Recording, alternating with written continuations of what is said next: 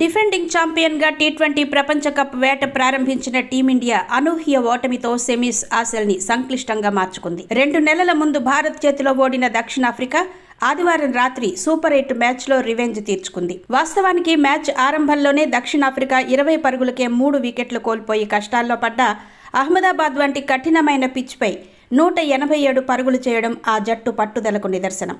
భారత్ బౌలర్లు పిచ్ పరిస్థితులకు తగ్గట్టుగా బౌలింగ్ చేయడంలో విఫలం కాగా ఫీల్డింగ్లోనూ లోపాలు ప్రత్యర్థికి కలిసొచ్చాయి. అద్భుతమైన ఆరంభం లభించిన భారత్ జట్టులో కనిపించిన ఉదాసీనత భారీ మూల్యాన్ని చెల్లించుకునేలా చేసింది. భారత్ బ్యాటర్లు కనీసం స్ట్రైక్ రొటేట్ చేయడంలో కూడా విఫలమై అనవసర ఒత్తిడిని కొని తెచ్చుకున్నారు. అయితే గాలిలో షాట్లు ఆడడం లేదంటే మరీ డిఫెన్సివ్గా మారిపోవడంతో ఇన్నింగ్స్ ఎక్కడా కుదురుకోలేదు. దక్షిణాఫ్రికా చేతిలో కేవలం ఓడిపోవడమే కాదు, 76 పరుగుల భారీ తేడాతో ఓటమి పాలవ్వడం భారత్ నెట్ రన్ రేట్ను అగాధంలోకి నెట్టేసింది. సొంత గడ్డపై సెమీస్ చేరకుండానే నిష్క్రమించాల్సిన గడ్డు పరిస్థితి ఇప్పుడు నెలకొంది. ఇకపై జింబాబ్వే, వెస్టిండీస్లపై భారీ విజయాలు సాధించడంతో పాటు దక్షిణాఫ్రికా తన మిగతా 2 మ్యాచ్ల్లోనూ గెలవాలని భారత్ కోరుకోవాలి. సమీకరణాలన్నీ కలిసి వస్తే తప్ప టీమిండియా ముందడుగు వేయడం కష్టమే.